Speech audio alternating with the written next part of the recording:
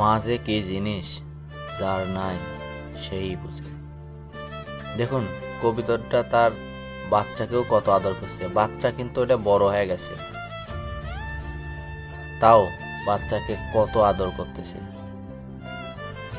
সত্যি যারা মায়ের ভালোবাসাটা পায় তারা সত্যিই ভাগ্যবান। মায়ের থেকে ভালো কেউ হতেই পারে না।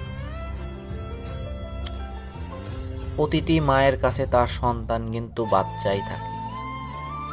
তেমনও এই কবিতরের বাচ্চাটা কিন্তু অনেক বড় হয়ে গেছে, তাও বাচ্চাকে যে ভালোবাসাটা দিচ্ছে সেটা হয়তো বা সকলেই দেখছেন। যাদের মা বেঁচে আছে তারা বলে আলহামদুলিল্লাহ। বাবা মা দুজনই কিন্তু একটা ছায়া, বট গাছের মতন। তারা না থাকলে বোঝা যায় যে পৃথিবীটা কত অন্ধকার। তেমনি জীব জন্তু প্রাণী সবার ক্ষেত্রেই কিন্তু এক।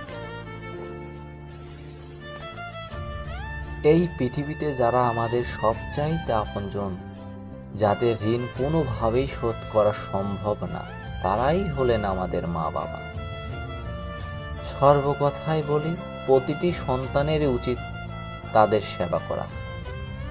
মা হচ্ছেন একজন নারী, যিনি গর্ভধারণ, সন্তানের জন্ম তথা সন্তানকে বড় করে তোলেন। তিনি অভিভাবকের ভূমিকা পালনে সক্ষম। মা হিসাবে সর্বত্র পরিচিত।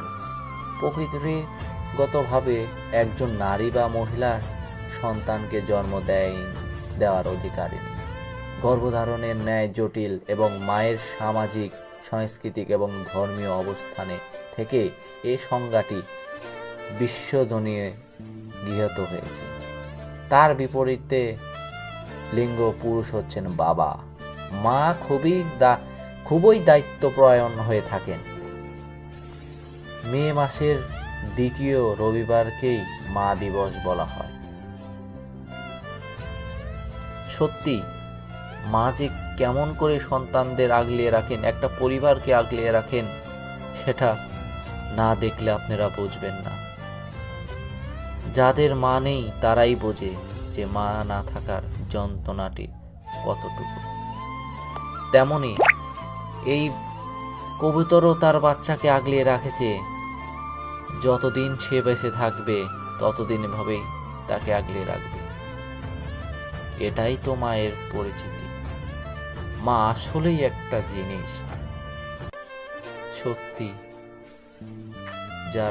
যাদের মা আছে তারাই ভাগ্যবান। পৃথিবীর সবচেয়ে বড় উপহার হচ্ছে মা।